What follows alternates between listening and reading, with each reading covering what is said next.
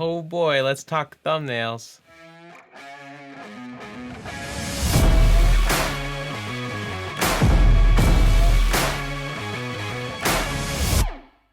How's it going, everyone? I'm Aaron Dati. Welcome to another Wedding Walkthrough Wednesday. Today we will be talking about thumbnails. Now, depending on all the films/edits that your couples purchase, this very much can depend on like how many thumbnails, how many screen grabs and stuff you will need.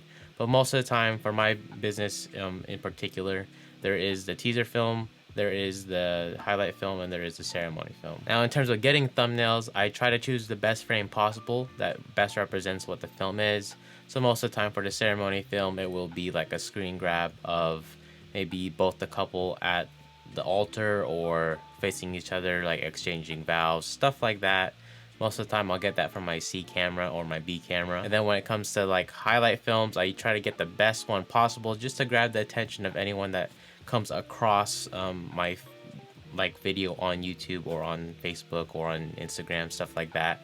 And it also has a couple in it. You know, I don't want to have just like a detail shot or like a bouquet shot if it's about the couple, you know. If it's about like wedding venues and stuff like that, then yeah, I'll have a detail shot. Or if it's about just like the florist or whatever, then yes, I'll have detail shots. But you definitely, like, I've seen some people that do have just a detailed shot that represents like a couple's film, which, I mean, it may be a super pretty shot, but again, it's about the couple, so don't you want to have the couple in the thumbnail? Now, one of the ways you can get a screen grab from your videos is usually I do this like after my final walkthrough and right before I export. So I'll go through my films and see what I can, and a lot of the times I have to disable my letterbox overlay just because I want to get the full width or the full length of the screen. So say I want this frame to be the thumbnail picture for the toast film. So I'll go up to export, and I have one already called screen grabs. Name it whatever you want. Again, it's up to you if you want to put description, creator, and tags. But the settings, I always use a TIFF file just because I have more flexibility in editing the photo if I have to. Just do a little bit of fine tweaks and stuff. But you could just export it as a JPEG. But after I get all my screen grabs done for depending on, again, how many films I have to deliver, I'll definitely just go through and choose the best ones possible for each kind of film, and I'll use my thumbnail like template. So I'll show you that too. Me being super organized and like a organization like maniac, I have like a separate folder just for film thumbnail catalog. So I have some for YouTube, so I have the film for YouTube and Facebook, the Save the Day Styled Shoe teaser, and I have my Facebook only. So the way I post like my videos in particular is, so my next day edit, I get the best frame possible for the thumbnail, and I use that again to scrub through on Instagram. If you do post like a teaser or a trailer on Instagram, just a regular post. But for Facebook, I have a separate thumbnail, and it is a 1350 by 1080 dimension. So my deliverables are everything outside of just my normal teaser and highlight and like save the day and stuff like that. So I have my ceremony film, my formal dances film, my heirloom film, my rehearsal dinner film, my teaser film, and my toast film. And you'll be like, why do you have two? So I deliver my teaser film in 2560 by 1080 or by 1440. Just because of the fact that I don't want to have to re-edit everything that day after, just because I'm just so dead tired. So I only just post that vertical Instagram optimized teaser for the couple, and on Instagram and on Facebook. And the one that gets delivered to them is actually in 2560 by 1440. So that's why I have one in that folder. But all of them have the same format, and again, this goes with your branding and what you want to choose on how to do it.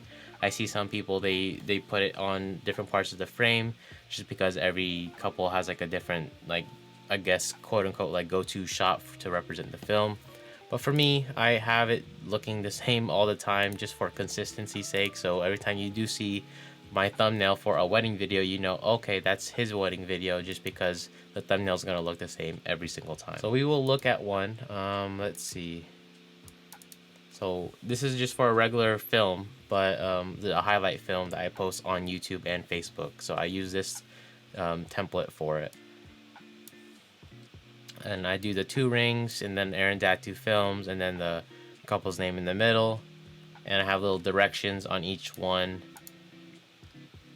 And if you guys want me to make a video on how to make all these templates, I definitely can, just because it's very much, you just have to get it right once, and then you could just duplicate the entire like Photoshop library or Photoshop file and rename it for different things. So for this one, I don't have any discrepancy on what kind of film it is, just because if it's like this, if it looks like this on the thumbnail with whatever picture I choose or screen grab, then you know it's my film. We could look at, say, a highlight or a ceremony film. There we go. Nope, don't want to rename it. So this one is a little bit different. It does say ceremony at the top. And again, same thing, bride and groom, Aaron Tattoo Films, and then the 2 rings interlaced. That's how I like to have all my thumbnails. And if you look at all my films on YouTube or on Facebook, it is all the same, especially my teaser one. My teaser one is a little different just because it's a black background or black overlay. But other than that, nothing is that different, just the color. But again, I highly recommend that you do have like your own catalog of like thumbnails depending on what all you provide for your business.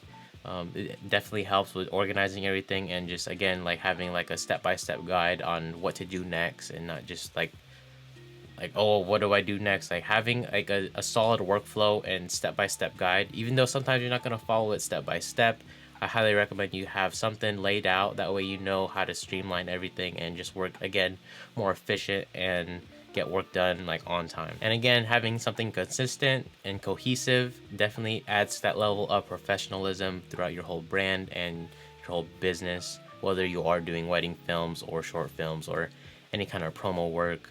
But again, promo work is a little different just because it's more tuned to the business that you are working with. So it's gonna look different every time. You know, you do want to throw in your kind of editing style, but at the end of the day, that promo video or that corporate video is used for that business, and their needs and their colors are going to be totally different. So again, it's a different ball game, but this is specifically tuned for wedding filmmakers. I highly recommend that you do find a consistent look for your thumbnails, just because again it drives that whole cohesive brand and professionalism, and everyone knows, okay, that's a thumbnail from Aaron Tattoo Films, it looks just like it, there you go, you know. So even though they might not say that, they can kind of relate, especially when you get bigger and bigger and people start to recognize more of your work. But that's all I got for today's video. Thank you for watching. Hopefully you learned something. Like the video if you like it, share if you're into that, consider subscribing if you're not already, and hit that bell notification to stay up to date when I post new videos. As always, follow me on all them social medias at Aaron Tattoo Films, and I'll see you all in the next one. Peace. Man, doing that in one breath is like exercise on the lungs.